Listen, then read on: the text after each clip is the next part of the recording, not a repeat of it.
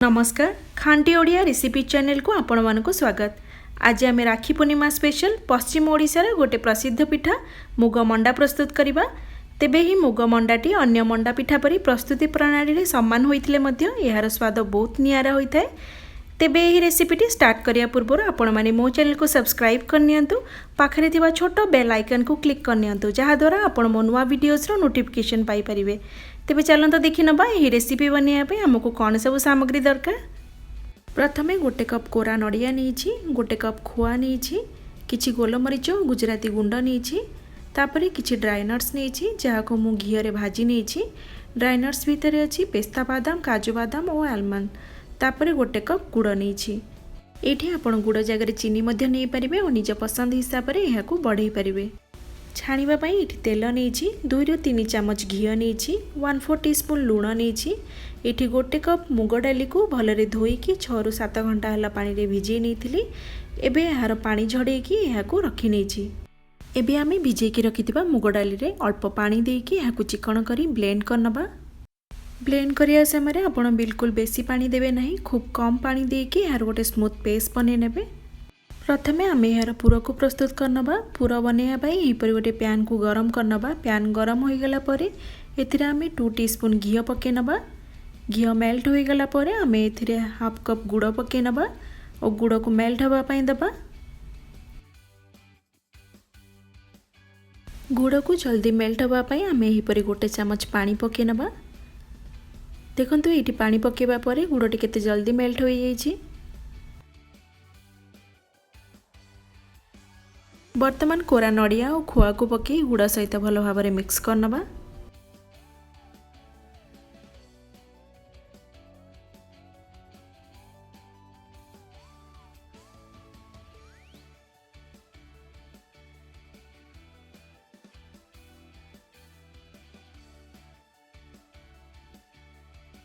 किछि समय भाजी हला परे एठी नड़िया और खोआरू अल्प पानी बाहरी आछि। एही पानी को सुखिवा जाए आमे एहा को मीडियम फ्लेम रे भाजी नबा।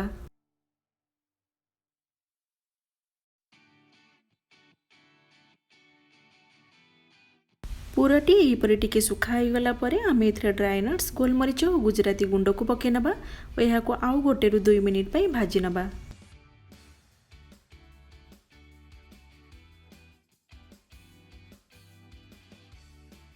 पूराटी ये आमर प्रस्तुत हो जाइए। एबे आमे यहाँ को आउ बेसी सुखा करिया नहीं। एबे चलंतु यार जंतणी को प्रस्तुत करनबा। जंतणी को प्रस्तुत करिया पई एहीपरि गोटे पैन किंबा कड़ाई को गरम करनबा। पैन एहीपरि गरम हो गला परे आमे एथिरे 2 टेबलस्पून घी दबा। घी को मेल्ट हवा पई दबा। वर्तमान आमे जो कप रे मुग डाली नेथिले से कप रे मापिकी गोटे कप पानी दबा। एठी मु ए कप रे गोटे कप मुग डाली नेथिली, सेथि पई एठी गोटे कप पानी देछि। एबे आमे यही पानी को फुटिया पाई छाड़ी दबा। पानी यहीपरि फुटी गले आमे 1/4 टीस्पून लूण और गुड़ को पके नबा। एठी मु हाफ कप गुड़ देछि। आपण एठी निज पसंद हिसाब रे गुड़र परिमाण बेसी करि परिबे।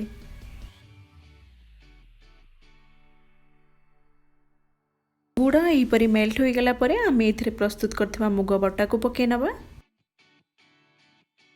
वर्तमान आमे यहाँ को 12 ରୁ 15 मिनिट पई लो फ्लेम रे यहीपरि चलेबा। जेपरी आमे सुजी और चाउलर जंतणी प्रस्तुत करथांती मंडा पिठा बनैबा समय ठीक सेहीपरि एक जंतणी प्रस्तुत करिबा।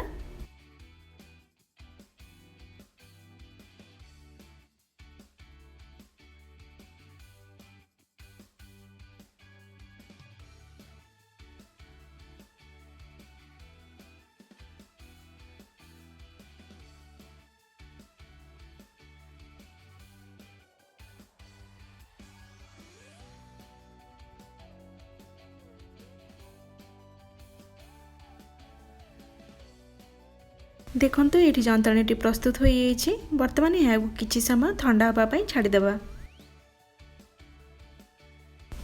हाथ रे एहीपरि किछि घी लगेकी जंतणी को आमे चेक करनबा। जंतणीटी एठी परफेक्ट बनिछि।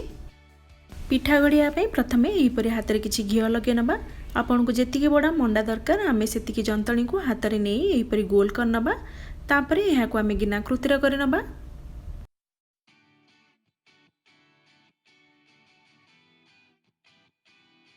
बर्तमान प्रस्तुत करथिबा पूरो को एहा मझिरे दे एहा को एपरि चारि तरफ बंद करनबा। हाथ में यहाँ टिके प्रेस करनबा और यहीपरि गोल बने नबा। जदि यह बाहर टिके फाटी थाए तेबे यहीपरि आमे हाथ में यहाँ सामान करनबा। देखंतु पिठाटी चारि तरफ टिके भी फाटी नहीं, केते चिकन बनी छी। वर्तमान आमे समान प्रोसेस रे अन्य पिठा गुडी को मध्य बने नबा।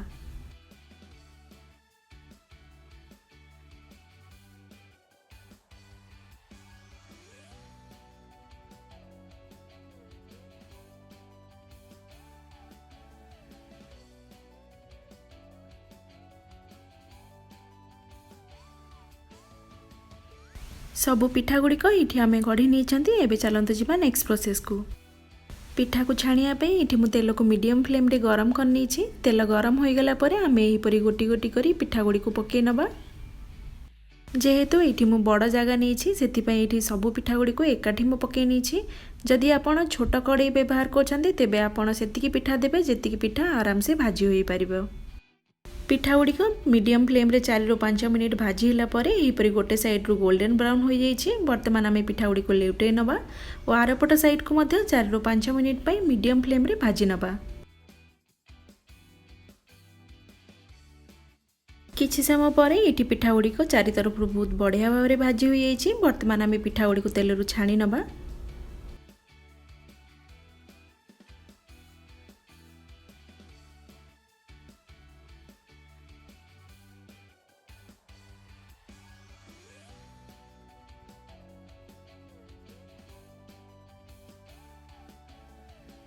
देखंतु ये मुग मंडाटी केते नरम होइछि।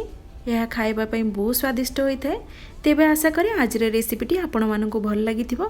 जदि वीडियोटी भल लागिथाय तेबे लाइक एंड शेयर करिया पई जमारे भूलिबेनी। धन्यवाद।